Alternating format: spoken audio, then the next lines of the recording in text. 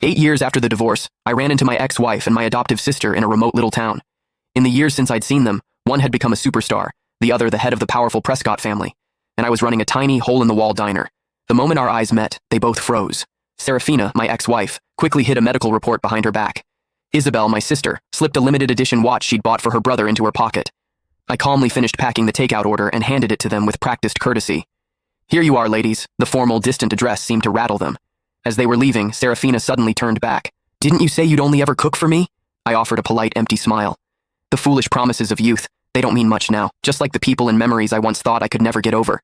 With time, they had all faded to nothing. Through the open glass door, the noise of the street drifted in, but it couldn't dispel the frozen silence that had settled over the diner.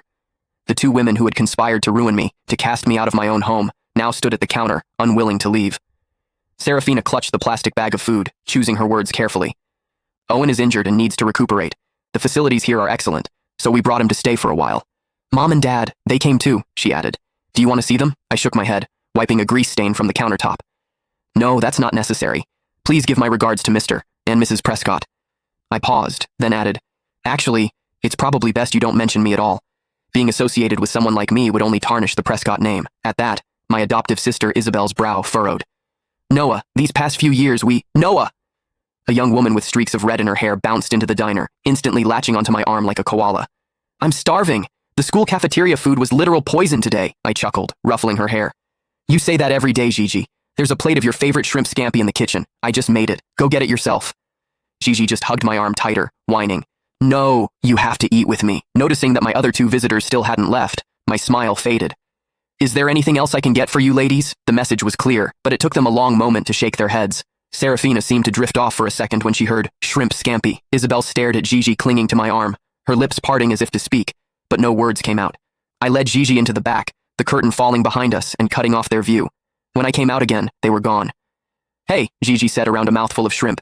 "Did you know them? They weren't here to cause trouble, were they? I've seen them on TV.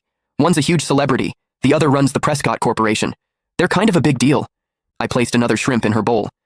"Just regular customers," I said with a light laugh. "If I knew people like that, do you think I'd be running this little diner? I'd have moved us all into a mansion by now." Gigi giggled, then leaned in conspiratorially. "I heard that Superstar's husband is the one who's sick. The whole family came all the way out here just to take care of him. Must be nice, having that many people who care about you." I said calmly, wiping a grain of rice from the corner of her mouth. "Oh, I knew exactly how much they doted on Owen Prescott. 8 years ago, for his sake, one of them had publicly accused me of slander and assault, sending me to prison. The other had announced to the world that— Click the link in my bio to get the full story for free.